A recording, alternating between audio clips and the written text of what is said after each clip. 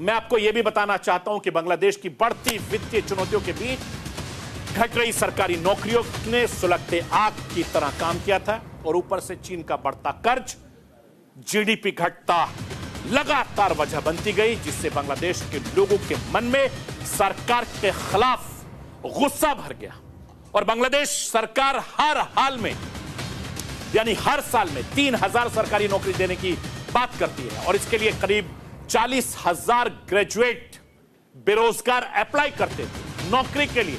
लेकिन बांग्लादेश में नौकरियों के खराब हालात की वजह से बांग्लादेश के युवा पहले से नाराज थे और ऊपर से कोटा प्रणाली में आ जाने का जो गुस्सा था वो बहुत ज्यादा फूट गया। अब यह आरक्षण विवाद क्या है जो इतना बड़े पैमाने पर बांग्लादेश में तख्ता पलट हुआ, वो राष्ट्र की आवाज के जरिए आपको समझाना बताना चाहता हूं। जरा समझिए कि ये आरक्षण क्या है, इसकी शुरुआत कैसे हुई और कब हुई।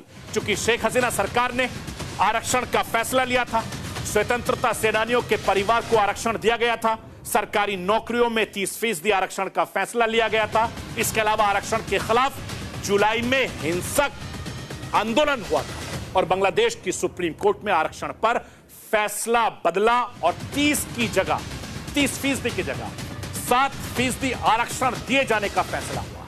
और फैसले के बाद हिंदुस्तान का आंदोलन यानी इन बच्चों का जो स्टूडेंट्स का आंदोलन था वो आंदोलन खत्म हो गया था बांग्लादेश में। और 4 अगस्त को ढाका लॉन्ग मार्च के बाद बांग्लादेश की सत्ता पलट गई। मैं आपको यह भी बताना चाहता हूं कि जो नाराज स्टूडेंट्स हैं, छात्र हैं, उनका यह आरोप है कि शेख हसीना सरकार उन लोगों को आरक्षण देने के पक्ष में थी जो शेख हसीना सरकार का समर्थन किया करते थे और मेरिट के आधार पर सरकारी नौकरियां नहीं दी जा रही थी। इसलिए प्रदर्शनकारी इस आरक्षण को खत्म करने और इस्तीफे की लगातार मांग कर रहे थे। हसीना की सरकार इससे पहले भी मानवाधिकारों के उल्लंघन, तानाशाही के आरोप उन पर लगते रहे हैं, लेकिन बावजूद इसके शेख हसीना किसी भी हालात से घुटने नहीं टेक रही थी। फिर भी छात्रों के प्रदर्शन ने ऐसा कर दिखाया कि 16 साल से सरकार चला रही शेख हसीना को आखिर अपना इस्तीफा देकर बांग्लादेश छोड़कर भागना पड़ा। आखिर क्यों? इसकी 5 बड़ी वजह मैं राष्ट्र की आवाज के जरिए आपको समझाना चाहता हूं। जरा 5 बड़ी वजह समझिए, जो 5 बड़ी वजह है जिसकी वजह से शेख हसीना को इस्तीफा देना पड़ा और उसके बाद उनको वहां से भागना पड़ा। पहली वजह, आरक्षण को लेकर बड़ा आंदोलन। दूसरी बड़ी वजह, विपक्षी दलों का बहुत ज्यादा विरोध बांग्लादेश में हो रहा था।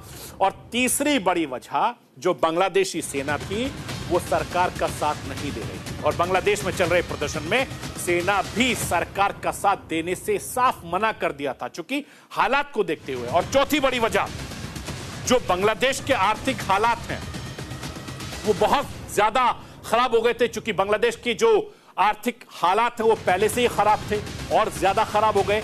इस आंदोलन से और ज्यादा झटका लगा था चूंकि बड़ी तादाद में जो कारोबारी लोग काम करते हैं, कपड़े का एक बहुत बड़ा कारोबारी वो बांग्लादेश से जुड़ा था। बड़े बड़े ब्रांडों की कपड़ा बांग्लादेश से जाता था वो, लेकिन वो पूरी तरीके से ठप हो गया।